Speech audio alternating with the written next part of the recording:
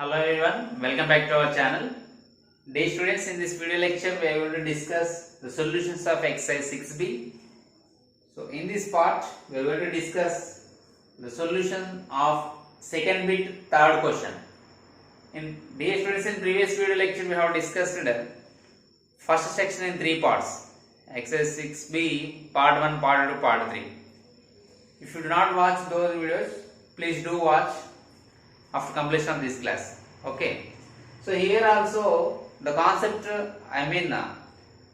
if you do not watch those videos, you should watch those videos because the connection is there. So the connection will be for those questions to this question. Okay, and in previous video classes or in section 1 we have found the coefficients of x power 5 3 minus x whole power 3 by 2 like that, but here they are given in the numerator one binomial and in the denominator also another binomial. In this case you have to find the coefficient of x power 5.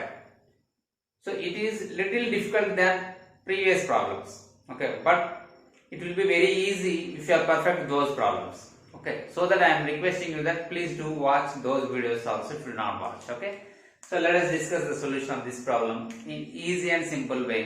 Okay, right.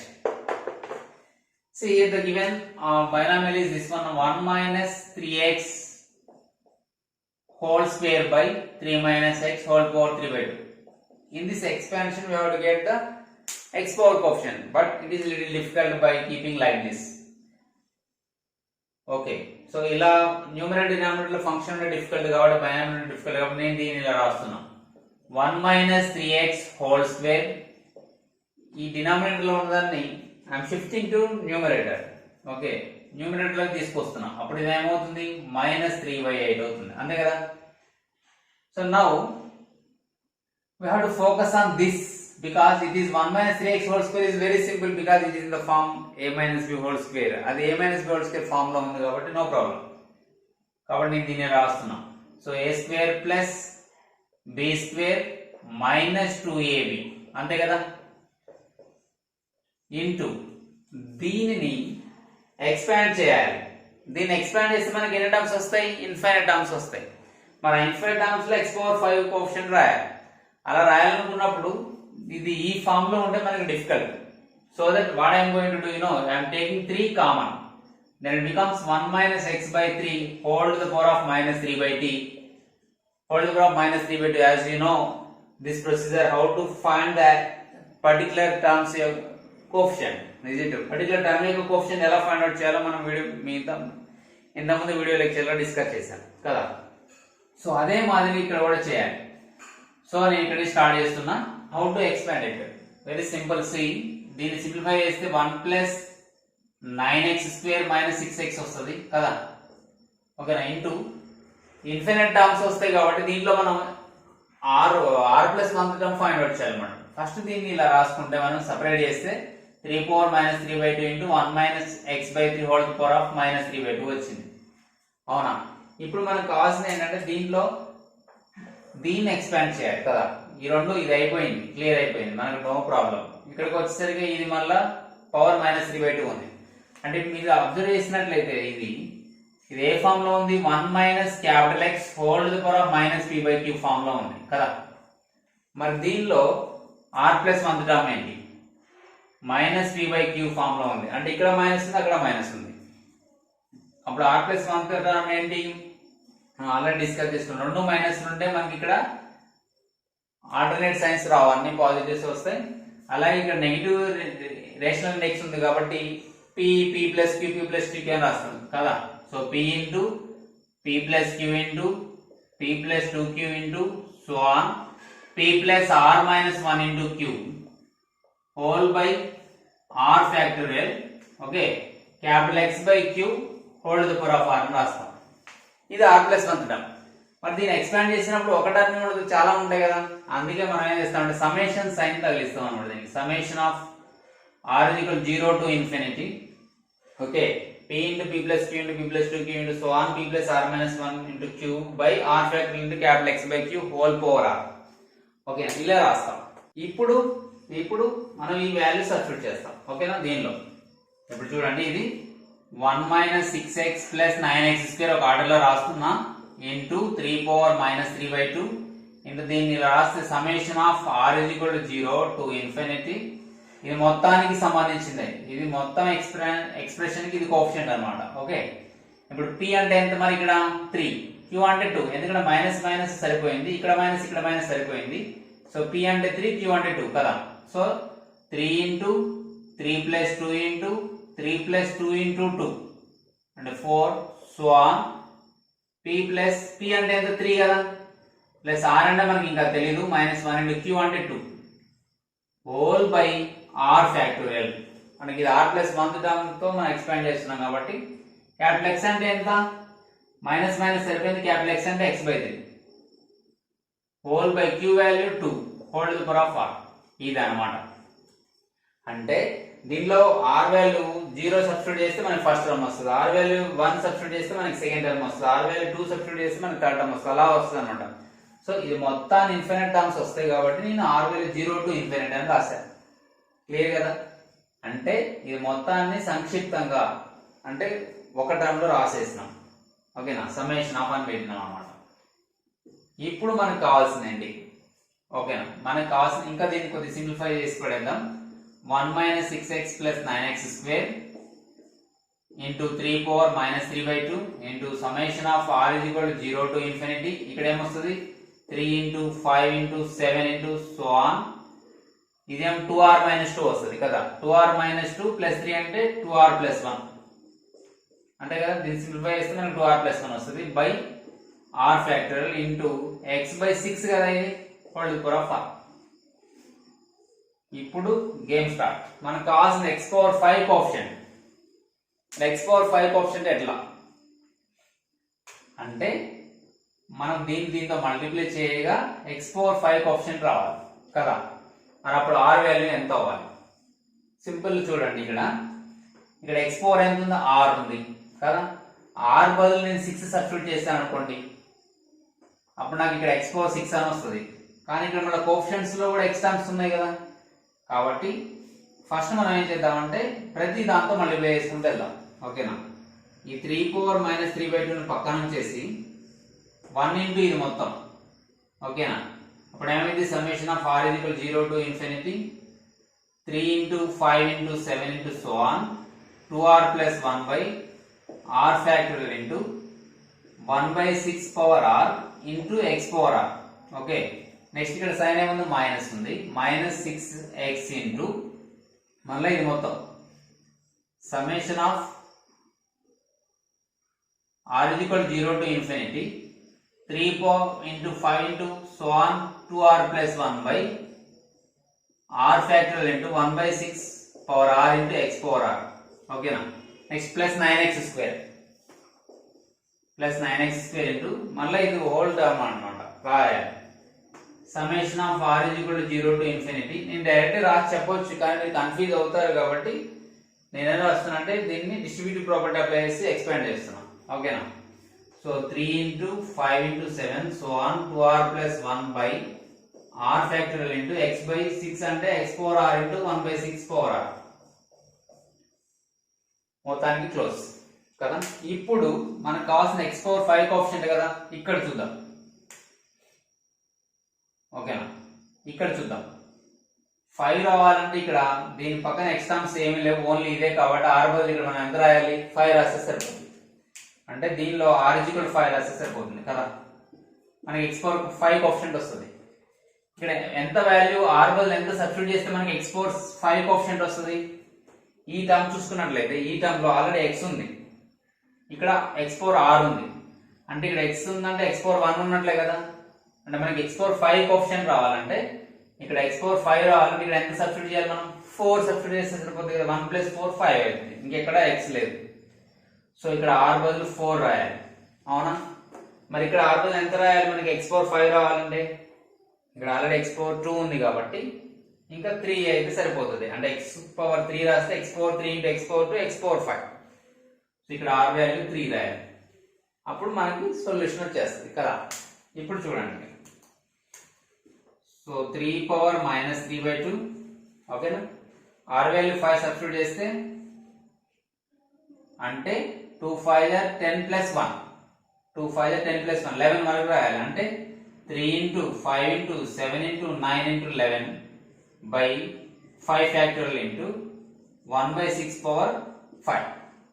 అంటే ఇది మనకు అనవసరం, ఎందుకంటే నేను రాసేది ఏంటి ఇక్కడ, the coefficient of x power 5, the coefficient of x power 5 రాస్తున్నా.